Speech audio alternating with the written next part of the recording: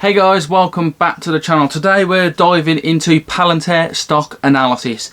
I'm a big believer in this company. It has been heavily beaten back lately. Still has a market cap of over $33 billion, which is approximately 20 times its current earnings. However, I believe that this company has the capability to massively generate and grow its revenue over the coming years, and this share price at the moment will eventually be small fry to where it will actually be.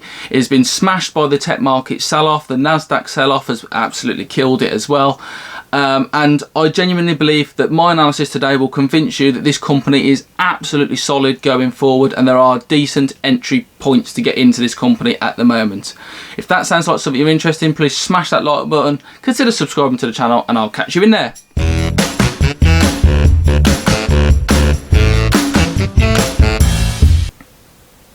Hey guys, welcome into the video for Palantir Technologies Incorporated. Palantir stock, absolutely fantastic company. As I mentioned earlier, $33 billion market cap.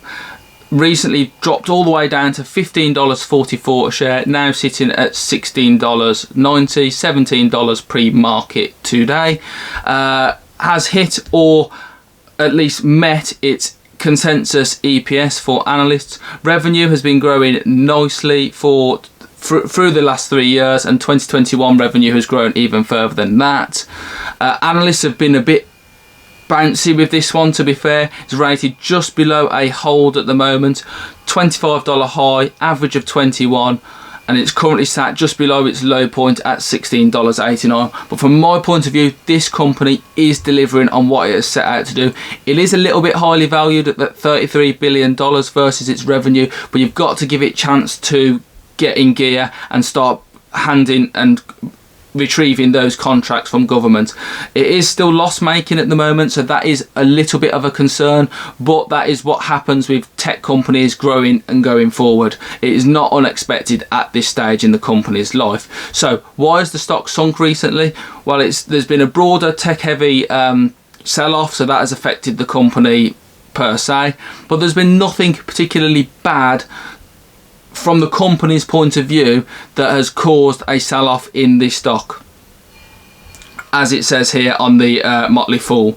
So now what do we do going forward? Well, it's sort of hit its market low. I think it's sort of hit the bottom of its trajectory. It's bottomed out, and I believe going forward there is still plenty of catalysts out there to boost this company going forward. It is delivering against exactly what it told investors it would do, and even on the Nasdaq website it does say that the RSI reading of 26.9 with shares changing hands at $15.35 a share, by comparison the usual is 40.7. It does look as if it has exhausted itself, and that was the bottom of the market for this company. So it's now bounced back a little bit from that towards the $17 mark, with the bottom being $15.35, and it's sort of just sat at that. So that, to me, even $17 is still a pretty good entry price for this company for sure. Based on news like this, where it's going to expand to South Korea, a very tech heavy country, let's not make any doubt about that. There are huge opportunities for this company in South Korea. Yes, at the moment it is only starting with Hyundai Heavy Industries, but once word spreads of this, once it starts to do particularly well and it helps Hyundai Heavy Industries bottom line, then there is going to be other companies that are going to want to come on board with that. A relatively new product for the company is Apollo, which operates in the cloud space and is compatible with obviously AWS and Azure from Microsoft there as well. And it's helping to bring this to where software as a service has never gone before, be that the hull of a submarine or into this underwater, should I say. Operations are on the edge in terms of space. It is uncompromising in its security based on where it is. It's the only company operating at national security level. All the others, Oracle, Salesforce, Google, all operate on a much lower precedent level than that. It's extremely flexible. It is a really great product. Do dive into this further, guys. I can't recommend doing deep research into this company, and you'll come out probably the same as I did, thinking, wow, this company has an awful lot of product to offer. It can offer it to governments, it can offer it to massive conglomerate companies all around the world. There's opportunity still to be had in this company when it starts generating tens of billions, and I'm going to go out on a limb and say that right here, right now, it's already generating over $1 billion in revenue a year. Give it a few more years, given that growth trajectory, it can certainly achieve that relatively quickly as well. And then its Q3 results came in very positive as well. Revenue grew 36% year on year to 390 million just for one quarter. The trajectory is looking extremely good as well. US commercial growth accelerated 103%. That's triple digit growth, guys. They added 34 new net customers in quarter 3, and revenue per customer grew 46%, and they've grown 135% their commercial customer count since December 2020. That is absolutely brilliant, and going forward they should be able to hopefully do that or get similar again. Closed 54 deals worth over $1 million, 33 which are worth over 5, and 18 worth over 10. That is absolutely excellent. Adjusted free cash flow is 120 million rather than being negative 53 million in 2020. Another massive positive. There is so much information in this quarter 3 earnings, guys. I can't recommend diving in enough. So yeah, get yourself in there, get in and have a look. Growth of 44% to over 1.1 in revenue, 1.1 billion in revenue for quarter 1 to quarter 3. So much this company has to offer, from jet fighters to naval ships. This company can get its product all over the place. Automotive and mobility, into healthcare. Foundry is absolutely great at that. Gotham is obviously the governmental side of things. I was actually going to invest in Lilium per se as a SPAC company going forward. That's an electric cab company, an electric flying cab company. But when I found out that Palantir has invested in it itself, I'm going to just sit back and just let Palantir and pull value out of it that way, and just invest the money into Palantir instead. There's also the cybernetics side of things, Sarkos, which is also absolutely fantastic.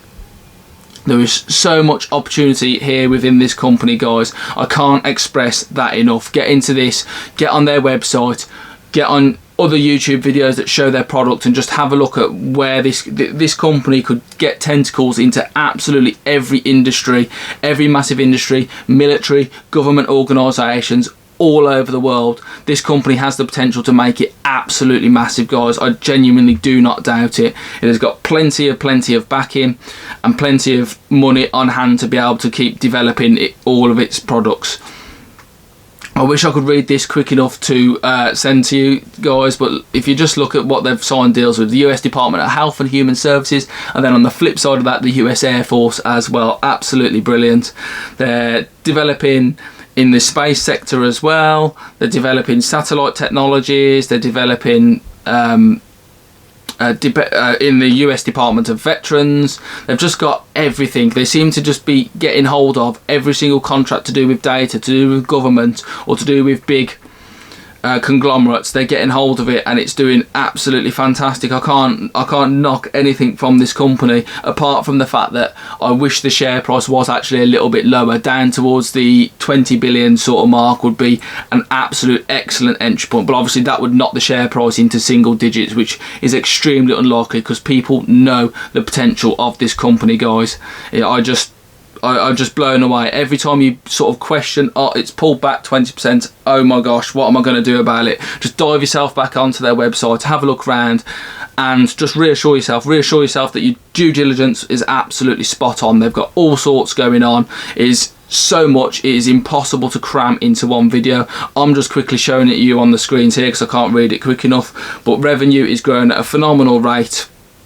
And that is a simple end to it, guys.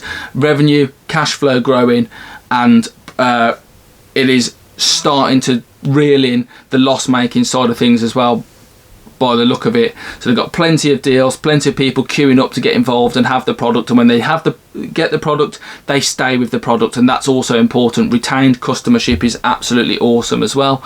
And you can just look at the positive trajectory everything's on. Looking back at 2020, it's only been going publicly for a little while, so give it a chance. All you have to do is give it a chance, be a bit patient, and it'll get there. Looking ahead for quarter four, they're expecting $418 million of revenue and a margin of 22%. For the full year, they're expecting revenue growth of 40% to 1.5 billion and adjusted free cash flow to 400 million instead of 300 million. And the long-term outlook is 30% revenue growth for this year and the next 4 years on top of that. Some of that is at least initially baked into the share price, but as long as they keep going and deliver on this 30% year-on-year growth or even beat it, then the share price is just going to continue to take off, guys. Of that I have absolutely no doubt. What can I say, guys? I absolutely love this company. I have no doubt it is going to succeed going forward. I'm just slightly, my average share price is just puts me negative 10% on this company. However, I'm adding more shares because I expect this company to do extremely well in the coming years. I'm going to hold it for at least what they said in that video, at least another 3 or 4 years, and hopefully we'll come out of that with a nice share price in the hundreds of dollars. I really do not doubt that, guys. Thank you very much for watching. It's been an absolute pleasure once again. Catch you in the next one.